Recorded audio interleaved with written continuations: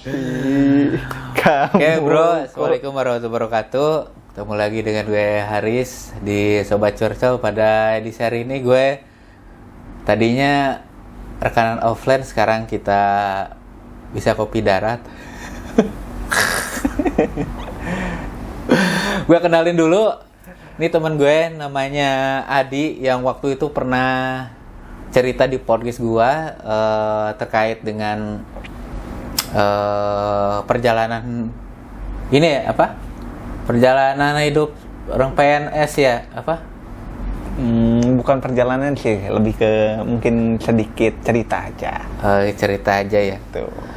Ini by the way, kita berdua ini satu angkatan ternyata dan satu jurusan juga. Dan ternyata ini memang dulu pernah ketemu sih sama Haris ini, tapi ya gitu, jadi cuman main-main terus misalkan ya ada ekskul juga, kebetulan kan aktif ya, cuman kalau Haris aktifnya kan di pusat, kalau ada di jurusan sama di fakultas. Jadi dari 2012 nih, gue angkatan 2012 di Unpas, Universitas Pasundan Bandung. Itu jurusan ilmu komunikasi. Ternyata dia tuh sama satu angkatan sama gue. Cuman gue karena terlalu aktif di pusat dan dia itu di fakultas atau di jurusan, jadi gue gak kenal. Baru kenal ketika gue kerja, dan kebetulan dia lagi tugas di Jakarta juga ya. Lagi apa sih? Lagi pelatihan, kebetulan ada pelatihan kehumasan dari kantor, dan kebetulan kan memang Haris ini kan di Jakarta ya, jadi ya bisa ketemu lah. Jadi gue langsung syuting, langsung datang dari tempat gue yang di Jakarta Selatan langsung ke sini. Ini daerah Jakarta Timur ya. Betul. Daerah Jakarta Timur. Lu baru pertama kali ke Jakarta? Udah beberapa kali sih, soalnya dulu sempet juga ya waktu pas tes, kebetulan tes jadi pegawai negeri sipil itu kan di BKN Cawang ya, di Jakarta Timur. Udah pernah, terus beberapa kali juga waktu kerja, sebelum kerja di sini pernah ke Jakarta. Ya udah cukup sering, cuman nggak begitu hafal untuk jalan-jalan ininya karena ya gitu deh, banyak muter, banyak apa. By the way, kantor dia itu di Cibinong. Ya, kantor gue di Jakarta. Perlu disebutin nggak kantornya? Boleh. Kantornya itu yang besar-besar, bahasa Inggrisnya besar lah. Oh, bahasa Inggrisnya nanti netizen besar. atau Sobat Curcol pasti tahu. Ya, aku ini dinas di salah satu lembaga pemerintahan non kementerian yang tugasnya itu membuat peta. Membuat peta? Ya, bikin peta. Kayak Dora. Dora. Aku peta. Itu kantornya apa namanya? Kantornya itu dulu namanya Badan Koordinasi Survei dan Pemetaan Nasional atau Bakal Surtanal. Cuman kalau kesininya semenjak 9 tahun lalu kebetulan ganti nama karena udah ada pengesahan dari DPR RI, pengesahan Undang-Undang Nomor 4 Tahun 2011 tentang Informasi Geospasial. Jadi Bakal Surtanal itu dirubah namanya menjadi BIG atau BIG mungkin ya, disebutnya BIG itu Badan Informasi Geospasial. Geospasial itu ruang kebumian. Jadi segala sesuatu yang ada, yang nampak di permukaan bumi kayak gedung, terus titik koordinat, laut dan lain sebagainya, itu adalah geospasial atau ruang kebumian. Itu kantornya tuh ngomong apa? Tugasnya apa si BIG ini? Jadi tugas BIG ini menyediakan informasi geospasial dasar. Informasi geospasial dasar itu berupa peta dasar. Peta dasar itu kayak peta rupa bumi Indonesia, terus ada peta juga peta laut dan lingkungan pantai atau peta LPI, lingkungan pantai Indonesia.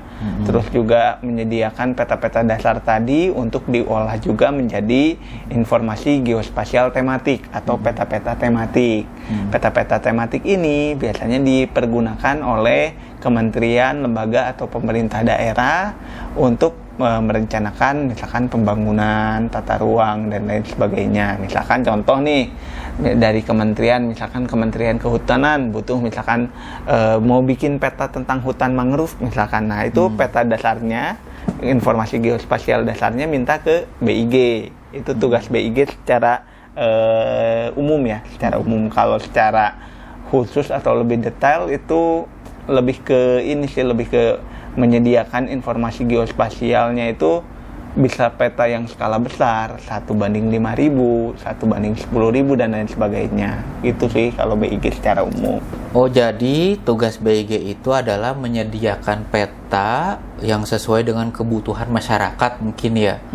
Kalau ini peta yang kayak atlas tuh kan, kalau misalnya lagi sekolah pernah tuh bikin peta Indonesia, silakan cek atau cari di atlas tuh, itu sama juga nggak sih? Dibikin juga sama BIG nggak? Kalau BIG itu, kalau atlas sih setahu aku ada ya, tapi aku nggak tahu cetakannya yang keberapa atau apa, atau misalkan itunya. Tapi kita punya yang namanya buku atlas nasional. Di sana itu ada atlas 34 provinsi dan wilayah-wilayah di Indonesia. Setahu aku ada. Dan juga kita punya atlas namanya atlas taktual. Atlas taktual itu adalah atlas yang dikhususkan bagi teman-teman difabel netra atau tunanetra yang menggunakan braille. Jadi biar ibaratnya biar semua warga negara Indonesia itu tahu loh bahwa Indonesia itu Pulau Sumatera itu bentuknya seperti ini, seperti singkong misalkan.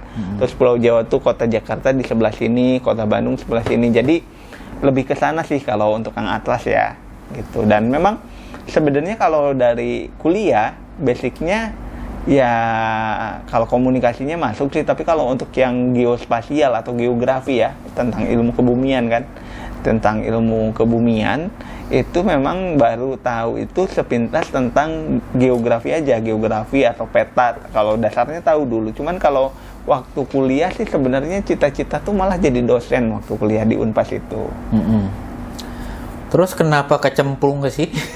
Dulu jujur aja dulu itu nyobain, jadi nggak terlalu niat yang serius banget gitu, ibaratnya kayak coba-coba lah. Taunya ya mungkin udah dari atas, mungkin dari Allah harus ya rezekinya masuk ke sini, akhirnya ya mungkin masuk ke BIG waktu itu, karena memang yang waktu itu pernah diceritain ya di podcast yang di Spotify ya, podcast yang itu, bahwa aku pribadi masuk ke PNS itu memang dulu itu sekedar ingin mengetahui gimana sih bekerja di lingkungan pemerintah seperti apa, kemudian apa masalahnya, dan ya gimana ketika kita menghadapinya gitu sih. Waktu di Unpas dulu waktu kuliah itu kan ada aktif di ini ya, di jurusan di fakultas di himpunan ya, di himpunan mahasiswa. Nah, kenapa nggak tertarik ke pusat gitu? Jadi waktu itu ikut himpunan itu kalau boleh diceritain, jadi ya ibaratnya kayak ngikut temen kan aktif waktu itu di himpunan komunikasi. Akhirnya diajakin waktu itu ke seksi pendidikan, karena kan memang waktu itu Adi seneng concern di pendidikan. Nah, setelah dari situ sebenarnya dulu pernah ke pusat itu, tapi tidak menjadi anggota pasif sih, tidak aktif. Itu di koperasi mahasiswa di Unpas itu ada yang namanya Kopma kan, itu hanya sekedar menjadi anggota dan nggak aktif lah di sana. Dulu itu kalau organisasi lebih aktif justru ketika di radio. Oh, di radio. Ya, ada kan Pasundan Radio di Lengkong. Itu di sana kurang lebih 2 tahun jadi announcer dan juga jadi script writer. Dan di himpunan beberapa tahun juga, sekitar 1 tahun lebih dikit lah, satu periode himpunan pernah ikut. Dan ketika pas nyusun skripsi sebenarnya diajakin masuk ke BEM waktu itu, cuman waktu itu nggak terlalu konsen ke sana karena menyelesaikan skripsi. Jadi di BEM itu cuma beberapa bulan sih di Departemen Sosial waktu itu. Jadi Sobat Curcol, di Unpas itu ada tingkatan ya, dalam organisasi itu. Jadi ada organisasi di tingkat jurusan, itu ada yang namanya himpunan ya, sama sama komunitas-komunitas yang ada di jurusan ya. Kalau di kita tuh di komunikasi itu ada himpunan, terus ada ini juga ya, komunitas fotografi ya, komunitas pers juga ya, kayak jurnalistik Jumpa khusus. itu Jumpa. Terus kayak tadi tuh ada organisasi kayak Pasundan Radio Ya, ya. itu jadi komunitas Pasundan Radio itu dulu komunitas yang memang seneng siaran. Kalau sekarang sih info terakhir dari junior-junior yang di sana bahwa ada Pasundan TV katanya. Bahkan Pasundan TV. udah ada TV katanya, udah ada lab TV. Kalau zaman kita kan dulu belum ada lab TV. Baru kita tuh baru ada lab ini fotografi film ya. Iya, itu baru itu film dulu. Ya. Multimedia kalau yang bahasa gitu udah lengkap lah. Cuman waktu kita itu ada fotografi itu kita masih menggunakan fotografi ini, ada 2 tingkatan itu loh. Iya, yang ada fotografi digital sama yang satu lagi fotografi yang pakai cuci cetak foto itu yang analog. Film analog. Film analog. Nah, selain di organisasi di jurusan itu ada organisasi yang tingkat fakultas. Nah, kalau tingkat fakultas itu ada ini ya apa? Ada BEM fakultas sama Dewan Perwakilan Mahasiswa ya? Iya, DPM. Terus di kita itu karena di bawah Fakultas Ilmu Sosial Ilmu Politik itu ada yang namanya ini ya apa? Kepartaian. Iya, itu biasanya hampir kalau nggak salah sih hampir di semua fakultas ada. Cuman jadi itu tuh kayak kalau ada pemilihan presiden BEM, kemudian ada pemilihan anggota Dewan Perwakilan Mahasiswa. Nah itu ada pemilu waktu itu kalau nggak salah beberapa, aku inget nama partainya itu Paspor, nggak tahu itu singkatannya udah lupa. Paspor, terus ada partai apalah itu ada 3 dulu itu. Jadi memang dulu itu kita diajarkan untuk ibaratnya mungkin udah melek politik dan udah mulai bisa bisa menyalurkan suara atau menyalurkan aspirasi kita lah sebagai mahasiswa waktu itu di FISIP gitu. Jadi di kita tuh jadi kayak miniatur ini ya, miniatur negara gitu ya. Jadi ada eksekutif, ya eksekutifnya mungkin dari BEM itu ya, karena di sana tuh ada sistemnya presiden BEM gitu. Tapi kan biasanya Presma itu di tingkat pusat ya. Tapi ini untuk di tingkat fakultas kita namai ketua BEM fakultas kita tuh namanya presiden BEM ya. Iya, presiden BEM. Kalau Presma itu pusat. Kalau Presma pusat. Jadi sebenarnya kalau ngomongin soal Unpas atau ngomongin soal komunikasi, itu ada seneng atau nggak senengnya sih waktu itu untuk masuk ke komunikasi. Apa tuh? Kalau aku pribadi sih kalau masuk kebetulan ceritanya masuk Unpas karena memang dulu nggak keterima masuk ke negeri ya, ini masuk ke Unpas waktu itu karena memang secara kualitas Unpas ya sudah cukup teruji lah untuk lulusannya udah banyak yang ibaratnya ada entrepreneur juga, ada yang ke perusahaan multinasional, ada yang ke perusahaan yang lumayan lah gitu, ibaratnya secara kualitas kemudian secara brand sudah cukup baik, akhirnya masuklah ke Unpas. Jadi waktu itu masuk ke komunikasi itu pertama sih sebenarnya karena seneng ngomong, terus juga ada cita-cita dulu itu pengen kerja di TV. Cuman karena udah tahu bahwa wah kerja di TV itu ternyata begini akhirnya ya enggak kerja ke sana. Jadi Unpas itu adalah salah satu universitas terbesar di Jawa Barat tuh swasta ya. Mungkin skalanya bisa disamain sama kayak ini ya, Unpad ya kalau negeri ya. Iya, mungkin. Karena kan waktu itu jadi di Unpas itu di bawah paguyuban Pasundan. Jadi di situ kan ada paguyuban tuh kayak yayasan besar gitu. Ya, jadi perkumpulan khusus, dia tuh memang concern di kebudayaan Sunda. Cuman dia punya punya organisasi yang besar gitu yang berbasis di Jawa Barat khususnya gitu. Walaupun itu nggak hanya di Jawa Barat sih. Gitu, di beberapa daerah pun ada perwakilannya gitu. Cuman khusus karena basisnya tuh di Jawa Barat. Terus Unpas itu salah satu swasta yang memang sangat menjanjikan waktu itu. Jadi karena pertama mungkin ya karena dia itu swasta, kedua kan kalau swasta mungkin yang namanya fasilitas ya itu benar-benar diperhatikan ya karena kita bayar bayarnya nggak kayak negeri gitu. Cuman waktu itu tuh ada ini dukanya sih, karena waktu kan kebetulan kalau aku kan difabel ringan ya, difabel daksa ya, cerebral palsy. Waktu itu untuk fasilitas untuk lansia dan difabel agak kurang mungkin, kurang dalam artian contoh beberapa tempat itu tidak ada handling ramp, terus tidak ramah untuk difabel yang kalau aku sih masih bisa ya karena ya aktivitas masih normal gitu. Tapi kalau teman-teman difabel yang misalkan pakai tongkat atau misalkan kursi roda waktu itu 8 tahun lalu itu menurutku masih kurang. Jadi untuk dari segi fasilitas yang yang inklusif itu masih kurang waktu itu. Nggak tahu kalau sekarang, aku udah lama nggak ke kampus sih. Aku sih waktu ini ya, tahun 2 tahun lalu kalau nggak salah, 2 tahun lalu tuh aku ke kampus. Kan waktu itu masih pembangunan ya, karena di belakang itu dibangun tower gitu. Alhamdulillah sih sekarang itu udah mulai sudah aksesibel gitu. Ada ramnya, terus ada inilah yang jalan yang yang landai. Yang buat ini, yang buat ada jalan kursi roda. Ada jalan landai, terus udah bagus dan ini sebenarnya yang lagi bagus itu karena Pak Rektor ini kan dia rektornya baru ya waktu itu ya. Jadi dia ngejar ini akreditasi itu. Sekarang udah secara institusinya akreditasinya sudah A, jadi otomatis kan bebenah ya dari 8 tahun silam gitu, dan sekarang udah sangat luar biasa.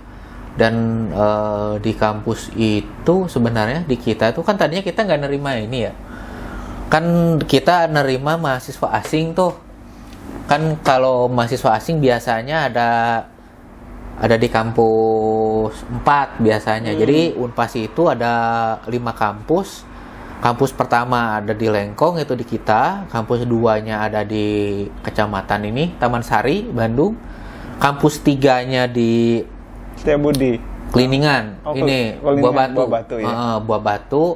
Kampus 4-nya di Setiabudi Bandung yang arah ke Lembang tuh, dan kampus 5-nya ada di Jalan Sumatera pas di paguyuban Pasundannya di depan kantor Taman Lalu Lintas depan Taman Lalu Lintas. Nah, kita berdua ini ada di kampus 1 yang ada di Kecamatan Lengkong, di Jalan Lengkong Besar di sana. Tadi gue mau terusin lagi nih.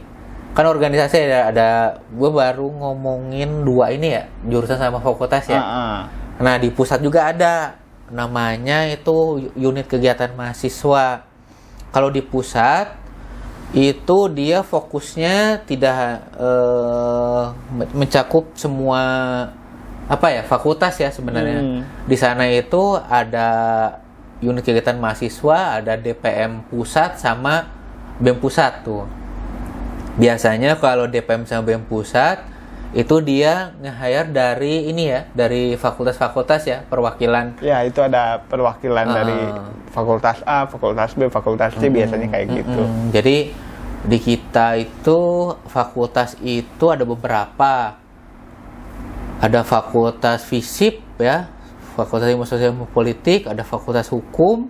Kalau di Lengkong di kampus 2 itu ada fakultas Ekonomi dan Bisnis, ada Fakultas Keguruan dan Ilmu Pendidikan FKIP. Di kampus 3 itu masih di bawah FKIP, cuman di situ ada PGSD ya, jurusan PGSD khusus dia waktu itu di Setiabudi. Nah, di selanjutnya ada Fakultas Teknik sama Fakultas Seni dan Sastra. Nah, yang baru di kemarin itu 2 tahun yang lalu itu ada yang baru. Selain ada Fakultas Pasca Sarjana ya, S2, S3, itu ada Fakultas Kedokteran. Oh iya ya.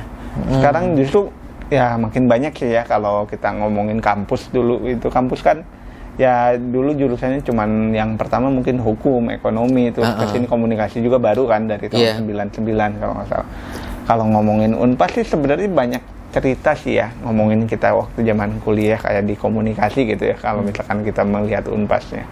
Kayak misalkan kalau dulu itu biasanya Unpas itu di depannya itu kan Kalau dulu nggak kayak sekarang ya, sekarang lebih rapi. Kalau dulu tuh kayak ada pedagang kaki lima tuh di seberang-seberangnya dan parkiran. Bener. Nah itu tuh dulu tuh ya ada cerita tersendiri lah di sana bahwa ya teman-teman kadang-kadang suka nangkring di situ, suka itu ya. Tempat nongkrong sebenarnya di sana tuh pas depan kampus langsung tukang dagang. Iya, isinya itu ada tukang kupat itu, ada tukang kupat. Terus aya naon, aya ya macam-macam lah, ada berbagai macam makanan di sana. Bahkan di belakang tuh Unpas kadang-kadang suka kita plesetin jadi Universitas pas sisi susukan alias pinggir selokan. Jadi karena memang waktu itu Unpas Lengkong itu kantinnya itu di sejajaran dengan sebelahnya Sungai Cikapundung apa sungai apa itu yang di depan sungai ini Cikapundung kalau nggak salah ya. Ya itu ya lupa lah itulah. Itu udah berapa hampir 10 tahun yang lalu. Nah, memang waktu itu kondisinya kita ya kayak nggak kayak sekarang lah. Sekarang jauh lebih bagus. Tapi memang kalau ngomongin komunikasi, ngomongin tentang ilmu komunikasi Unpas yang saat ini masih menjadi jurusan ya. Kan kalau di tetangga ada yang fakultas udah ya. Fakultas gitu. Nah, kalau bingung tuh kenapa di Unpas tuh jurusan. Nah, itu juga aku nggak tahu sih. Cuman kalau dari segi keilmuan yang aku pandang untuk yang humas ya, jadi Unpas itu tidak ibaratnya mungkin tidak komunikasinya tidak ini aja. Jadi kan selama ini komunikasi hanya ilmu komunikasi itu identik dengan orang yang bisa ngomong. Orang yang padahal nggak juga sih sebenarnya banyak orang komunikasi yang malu-malu kucing atau bahkan minder untuk ngomong di depan orang banyak atau di depan kamera kayak gini. Jadi ya gitu deh pokoknya ketika kita masuk ke komunikasi itu tidak menjamin bahwa ibaratnya yang lulusan komunikasi itu bisa menjadi seorang pembawa pesan yang baik ataupun sebaliknya.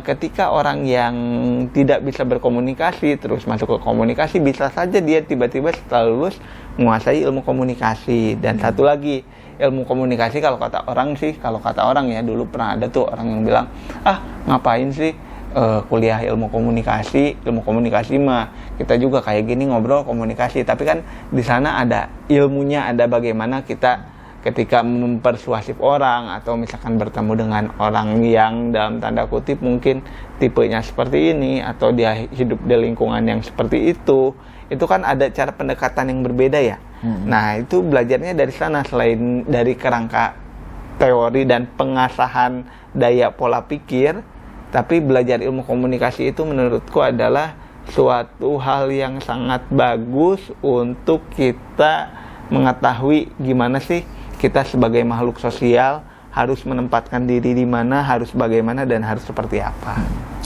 Jadi ketika, nggak tahu kalau sekarang ya, ketika kita itu dulu itu konsentrasi itu dibagi dua ya, ada konsentrasi PR, Public Relation atau Humas, kalau di pemerintahan sebutnya Humas ya.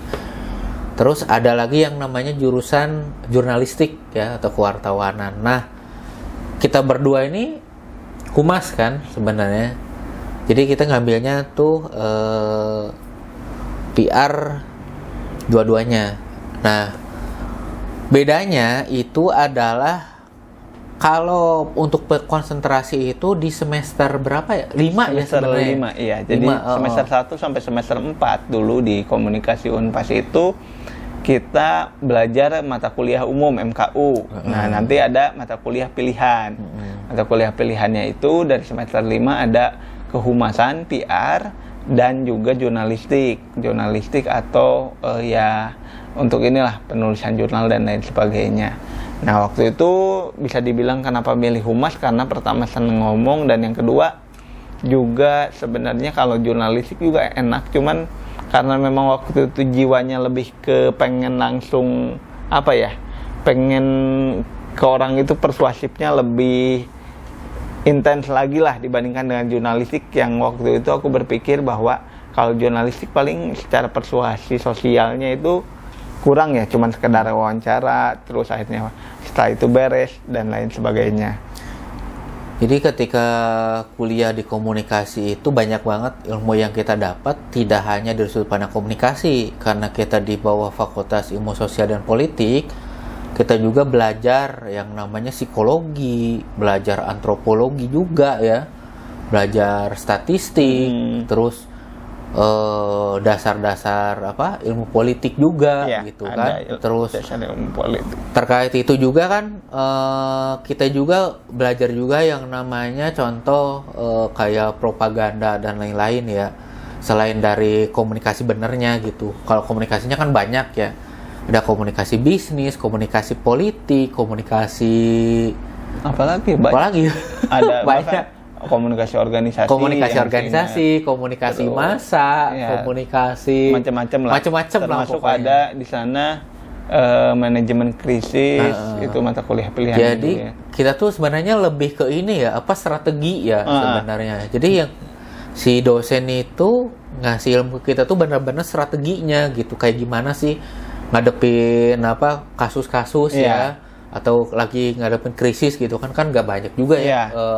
Instansi ataupun lembaga ataupun company yang memang punya tools terkait dengan manajemen krisis ya kan. Nah, kalau kayak gitu. Nah, ngomong-ngomong soal pemilihan jurusan kuliah, mungkin di sini ada sobat curcol yang SMA, yang kelas 3 yang masih bingung. Kira-kira aku mau kuliah di mana nih nanti atau gimana? Mungkin saran dari aku sih pertama kita harus tahu bahwa kita tuh minatnya kemana sih, ibaratnya kita tuh seneng ngapain. Misalkan kalau seneng ngomong, bisa aja ke komunikasi gitu. Terus kalau misalkan seneng dengan hitungan atau seneng dengan ilmu-ilmu eksakta ya waktu itu, nah itu bisa ke teknik atau ke ekonomi, statistika. Terus juga kalau misalkan ketika kita sudah menentukan wah misalkan aku pengen ke komunikasi, terus kita harus melakukan riset kecil-kecilan, kira-kira misalkan pertama dari kemampuan, mungkin ekonomi ya, dari ekonomi kita kalau ke negeri bisa kemana nih, karena kan memang ke negeri itu kalau nggak salah UKT atau uang semesteran sekarang sistemnya subsidi silang ya. Iya, untuk subsidi silang. Nah jadi berdasarkan dengan penghasilan orang tua, apabila penghasilan orang tuanya sekian, itu disesuaikan dengan UKT-nya sekian per semester.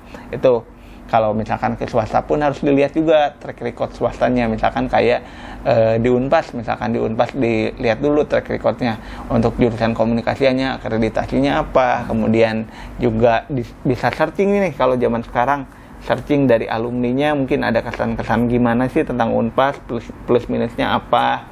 Dan juga setelah itu ketika kita sudah kuliah, ketika kita masuk kuliah, memang bakal seneng ya. Wah, aku bukan anak SMA lagi nih, aku udah jadi anak kuliahan, aku udah jadi mahasiswa gitu. Emang bakal ada fase di sana, tapi perlahan nanti kita tuh bakal ada titik bosannya pastilah. Apalagi udah semester 5, semester 6, udah KKN, kuliah kerja nyata, terus udah mau skripsi, di situ pasti bakal ada, skripsi gini. Apalagi kan zaman sekarang untuk yang Kopas itu kan ada aplikasi ya kalau nggak salah, yang pengecekan plagiasi iya, itu. Ada. Jadi kalau misalnya dulu itu kita masih dibolehkan ibaratnya mungkin tanda kutipnya, mungkin kasarnya masih bisa nyontek lah ibaratnya. Cuman kan itu harus diganti kata-katanya, jadi nggak boleh mirip banget. Kalau mirip baru ya ketahuan. Nah, jadi minimal berapa persen gitu dari itu tulisan, dari total tulisan berapa persen sebenarnya temanya beda-beda di setiap tahun juga, cuman si teorinya sama gitu. Mau nggak mau kan kita harus ngambil.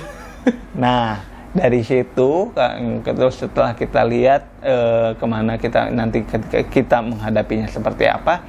Dan yang paling penting, pesan dari podcast episode ini mungkin untuk teman-teman sobat curcol, apalagi yang mau kuliah, yang paling penting adalah ketika nanti kita sudah wisuda atau ketika kita sudah nanti lulus, kita tuh mau jadi apa? Ilmu yang sudah kita pakai itu mau diaplikasikan kemana? Apakah mau wilayah swasta? Apakah mau kerja misalkan di pemerintahan atau di swasta? Itu harus udah kita ancang-ancang dari pertengahan semester. Kalau misalkan memang ibaratnya nggak sambil kerja ya. Kalau sambil kerja mungkin bisa lebih dipikirkan lagi, bisa mengasah apa.